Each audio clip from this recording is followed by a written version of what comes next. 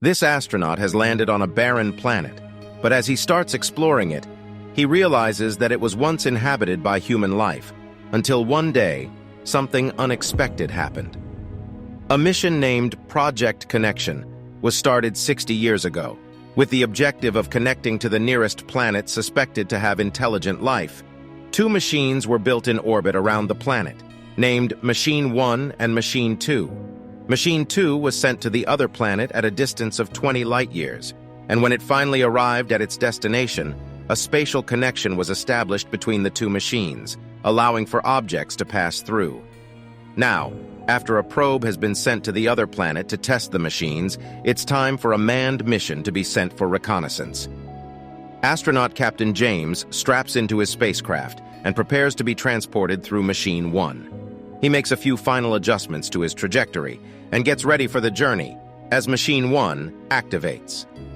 Machine 1 sucks in James' spacecraft, but the journey through the space-time portal between the two machines takes a toll on James' body, and he gets knocked unconscious. Unfortunately, he stays knocked out for too long after arriving at the other planet out of Machine 2, and his spacecraft runs out of fuel. It starts falling toward the planet. James is awakened by the alarms going off, and he quickly puts on his spacesuit and straps himself inside the landing module. For a minute, it looks like he will be landing on the planet smoothly, but then the computer displays a message that the velocity of the landing module is too high, and it is going to crash. James has no choice but to eject. Next, James awakens on the ground. He managed to stick the landing with the help of a parachute. James gets up and observes the planet. He sees wilderness in every direction. Then he sees smoke rising in the distance and decides to investigate it. His suspicion is confirmed as he arrives at the source of the smoke and finds the wreckage of his landing module. He has no way off of this planet now. Devastated, James takes stock of his food and water supplies, which aren't much, and then proceeds to check his oxygen supply, which is also running low. There are signs that this planet has a breathable atmosphere, so James decides to take the risk of taking off his mask. He is proven right. Next, James sends a radio transmission back home explaining that he only has enough food and water for 5 days, and that he will not be able to get off this planet without a rescue mission. He also adds that this planet is not what they expected. There is no sign of intelligent life here. Then James hears what appears to be the sound of a vehicle passing by and goes to investigate it. He finds nothing but looks around and discovers that he left his water bottle open and all his water has spilled on the ground. He gets incredibly frustrated with himself. Night falls, and James eats and observes Machine 2, which is clearly visible in the sky. He is concerned because the people back home should have contacted him by now. The next morning, James sends another radio transmission back home in which he explains that he is going to try and look for a water source today, because if he doesn't, there will be no one left here to rescue. After walking around for a few hours with no luck, James hears the sound of water falling nearby, and sure enough, he follows the sound and finds a stream. He tests the water with his equipment to make sure it's safe to drink, and then proceeds to fill his bottle. Next, James continues exploring the region, and at one point, he hears some strange sounds in the distance. He takes out his binoculars to investigate, and spots what appear to be some beings hunting animals. James tries to take a closer look, but then one of the beings turns toward him, and he gets spotted. James decides that it is time to make contact and waves at the being. However, this proves to be a bad idea as bullets fly by near him, and he realizes that the beings are shooting at him. He makes a run for it as the beings follow him. A closer look reveals that he is not being followed by any organic beings but rather robots. He manages to evade them, but is still shaken by what just happened. James keeps walking, hoping to create as much distance as he can between himself and the robots. However, as he is going down the road, he is almost run over by a large truck. He falls down the side of the road and spots a large structure. He decides to spend the night inside it to be safe. At night, James once again looks at Machine 2 in the sky, and he comes to terms with the reality that perhaps his radio transmissions aren't reaching, and no one is coming to rescue him. The next morning, he sends another transmission in which he explains that he is thinking of a backup plan now. He deduces that there must be intelligent life on this planet that built these robots. Hence, if he can find them, they may be able to help him get back home. This is his only hope if no rescue arrives. James continues exploring, and in the middle of the day, he decides to lie down and take a break. He is awakened by the sound of gunshots and sees that there are robots all around him. He discovers that even the animals he saw earlier were robot animals.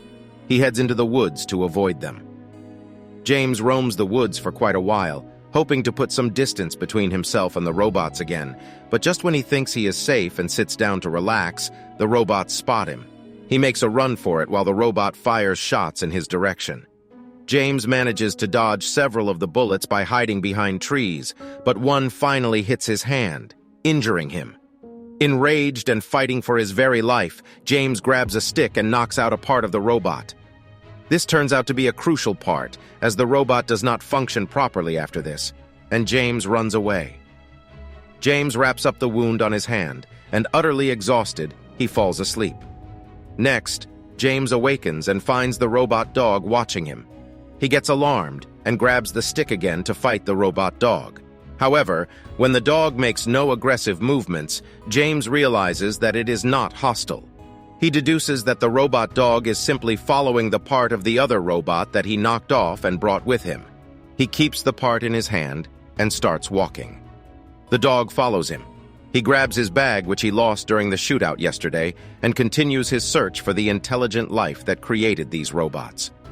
While exploring the region, James discovers a bottle of Jack Daniels and describes it as a container covered in alien language. Just then, it is revealed that the robot dog has the Great Britain flag on it. This reveals that James is from another planet, and this planet is actually Earth, where some mysterious event has led to robots controlling everything. What's more mysterious is that James can somehow speak English, but not read it. The force of plot convenience is strong with this one.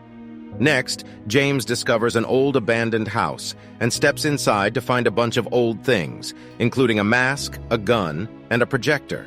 He randomly pushes buttons on the projector until one of them starts playing the video. The video shows a family of humans hosting a barbecue in their backyard, when suddenly, a bunch of military helicopters fly above them and a massive explosion occurs in the distance. Then, James finds a bunch of newspapers that tell the story of World War III and the use of nuclear bombs. He learns from a picture in the newspaper that to save themselves from the radiation, people went into underground shelters. Next, James plays around with the gun he found, not knowing what it really is. He accidentally pulls the trigger and the gun fires. He realizes that it is a weapon and packs it up. James and the dog continue exploring, and at one point, James realizes that the robot dog is made for carrying heavy loads. He puts his bag on the dog, and the dog starts walking away. James realizes that now that the dog has a package to carry, it is probably taking it back to its creators. He starts following it, hoping to find the humans. On the way, James sends a transmission in which he explains his theory, that the surface of this planet suffered a terrible war, and its human inhabitants went underground for survival. Now these machines are serving humans and doing their work on the ground. His only hope is to find an entrance to the underground bunkers, make contact with the humans, and use their technology to get back home. James follows the robot dog to a place with multiple buildings, where the dog suddenly stops. He looks around to see if the entrance to the underground bunker is somewhere here, but he sees nothing. Suddenly, the dog drops a canister, which starts creating smoke. James doesn't understand, but then a fighter jet arrives and starts dropping bombs at the very spot the smoke is being emitted. Then, a few drones arrive and start firing at James. He runs inside a building to protect himself, but then he realizes that the dog is still in the line of fire, and he goes back to bring it inside too. James realizes that he is surrounded by war robots on all sides that are fighting with each other. He desperately avoids getting caught in the crossfire and barely makes it out of the war zone alive. Next, James arrives at another structure, which is revealed to be a giant anti-aircraft gun. A fighter jet arrives, and the giant weapon starts firing at it. The noise is louder than anything that James has ever experienced in his life. He grabs his ears in pain. Finally, the fighter jet gets hit, and the weapon stops firing. Next to the giant weapon, James finally discovers an entrance to one of the underground bunkers. The door to the bunker opens, pushing out a lot of dust, which James accidentally breathes in. He pukes. James puts on his oxygen mask, and with the little bit of oxygen he has remaining, he ventures into the underground bunker. He takes the gun he found at the old house with him for protection. As he enters, James finds himself in an underground tunnel. He carefully ventures deep into the tunnel, but then he hears a robot coming from the other direction. The robot emerges out of the darkness, and James shoots at it, but it doesn't cause enough damage to stop the robot. James makes a run for it. After running for a while, James arrives at a locked door and finds himself trapped. He prepares for the worst, but then the robot just unlocks the door and walks past him. Beyond the door, James finds the decaying corpse of a human being. Just then, James finally receives a transmission from back home. They tell him that Machine 2 orbiting this planet is in a highly irregular orbit, and that is why they had trouble getting any communications through. For the same reason, they also need to get him back in orbit as soon as possible, because they cannot predict the orbit of Machine 2. However, the problem is that they cannot send a rescue party with Machine 2 in irregular orbit, so he will need to find a way to go back up himself. James enters what appears to be a control room of some sort for the war and finds more decaying corpses there. He looks at security camera footage of the entire bunker and sees corpses everywhere. He realizes that all the humans are dead, and he has no way of going back up in orbit now. Frustrated, he shakes the decaying corpses and demands to know why they did this. Just then, he receives another transmission from back home, in which they explain that they miscalculated this whole mission and that Machine 2 has been in orbit around Earth for quite many years now. They just learned of its arrival at its destination much later. James looks toward a wall that has a poster and some newspapers on it, and learns the whole truth. The arrival of Machine 2 caused mass panic and religious hysteria among the people of Earth, which led to the beginning of World War III and the extinction of the human race several years before James' arrival. Devastated, James steps out of the underground bunker and sees in the sky that Machine 2 is falling out of orbit toward the Earth. It is completely destroyed. He well and truly has no way to go back home now. James considers taking his own life with the gun, but cannot bring himself to do it. He decides to carry on with his life here on Earth. The end. Thank you for watching. Be sure to like our channel and subscribe if you enjoy content like this. Also, let us know what movie you would love us to recap for you.